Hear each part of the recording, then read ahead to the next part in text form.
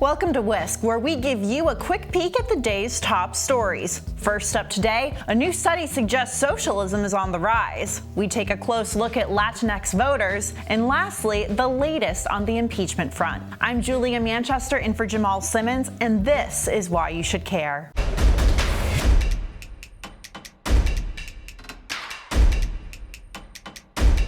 A new YouGov Victims of Communism poll found that 7 in 10 millennials are at least somewhat likely to vote for a socialist candidate. The poll also found that 50% of millennials, who are ages 23 to 38, and 51% of Gen Z-ers, ages 16 to 22, have a very or somewhat unfavorable view of capitalism. Now, this poll doesn't stand alone.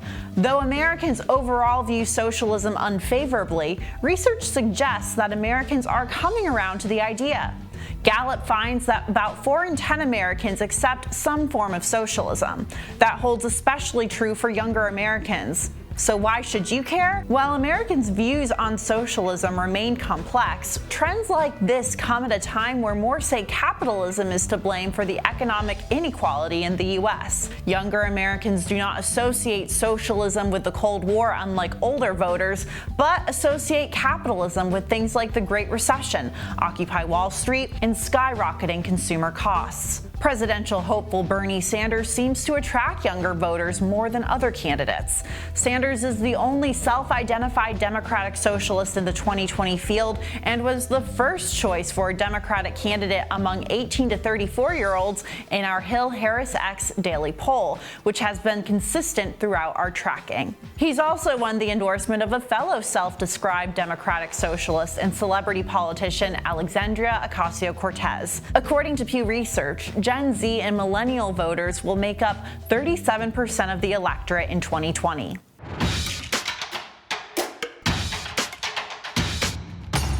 Latinos are likely to be the largest ethnic or racial minority group in the 2020 election, and while they have historically voted Democratic, studies show that they are not always a monolithic voting bloc. A new WYSC research study gives us some more insight into this electorate. The study is a part of a monthly tracking survey across 11 states. This month showed support for Donald Trump slipping, especially among older and more conservative Latinos. Voter excitement has also increased in the West and Southwest, and generic support for Democrats is growing. And the gender gap still persists from the most recent poll released in August. We dove deeper into the nuances of this electorate in an interview with WYSC co-founder Stephanie Valencia. Take a look. Latinos are poised to really influence this election. They will be this X factor in places that are traditional battleground states like New Mexico, Colorado, Nevada that have slowly started to turn blue, but emerging battleground states like Arizona and Texas. And then the battleground states where we have a small but rapidly growing population like Michigan, Wisconsin, and North Carolina. And then, of course, Florida, which hashtag is always complicated.